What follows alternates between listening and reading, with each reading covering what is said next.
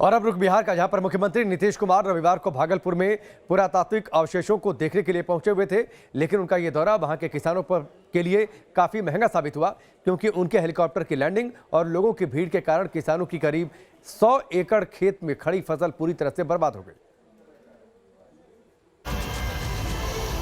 Helipad और उसके आसपास की पड़ती जमीन पर पिछले हफ्ते तक मकई और गेहूं की फसल लहलहा रही थी, लेकिन आज हर ओर धूल और मिट्टी का ही अंबार है। तस्वीरें बिहार के भागलपुर की है, जहां 2 दिन पहले ही मुख्यमंत्री नीतीश कुमार बिहपुर प्रखंड में मिले पुरातात्विक अवशेषों को देखने के लिए हेलीकॉप्टर से आए थे।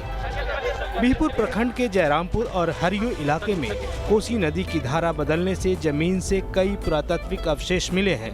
नीतीश कुमार इन अवशेषों को देखने के लिए ही यहां आए थे, लेकिन मुख्यमंत्री के दौरे से यहां के किसानों की पूरी मेहनत पर पानी फिर गया। दरअसल जिस जगह पर हेलीपैड बनाया गया, वहां के खेत में मकई, परवल, गेहूं की फसल लगी थी। सीएम को देखने पहुंचे गांव वालों ने करीब 100 एकड़ में लगी फसल को रौंद दिया। फसल बर्बाद होने से दुखी किसानों ने भागलपुर के डीएम का घेराव किया, जिसके बाद उन्होंने किसानों के फसल का मुआवजा दिलाने का आश्वासन दिया। कल अब डीएम साहब बोल के गए हैं, अब मिलेगा कि नहीं मिलेगा ये तो उन्हीं के ऊपर है।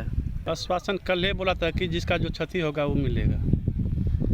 कब तक मिलेगा ये हम लोगों को कुछ मालूम नहीं। किसानों का कहना है कि उनकी अभी तक की पूरी लागत बर्बाद हो गई है। फसल तैयार होने के बाद होने वाली आमदनी भी फसल के खराब हो जाने के कारण डूब गई।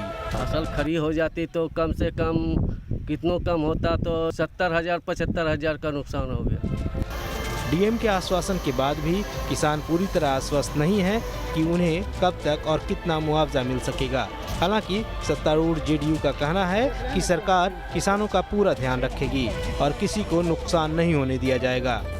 राज्य सरकार के इरादे बिल्कुल साफ हैं।